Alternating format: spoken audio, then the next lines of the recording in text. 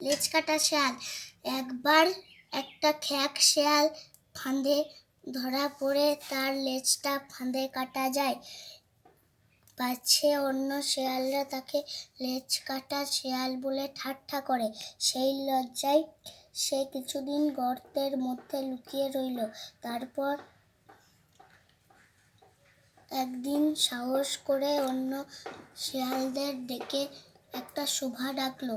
সেই সভায় সে বলল, বন্ধুগণ, আমাদের দেহের পেছন দিকে রয়েছে একটা লেজের বোঝা।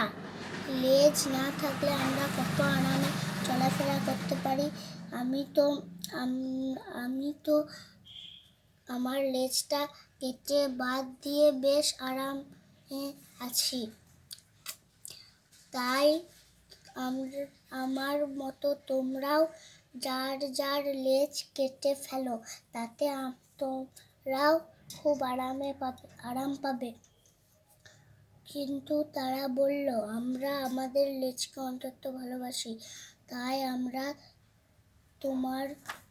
তোমার মতো আমরা লেজ কেটে বাদ দিতে পারবো না। নীতিকথা, নিজের দুর্দশায় থাকতে অপরকে দুর্দশায় ফেলা। নমস্কার।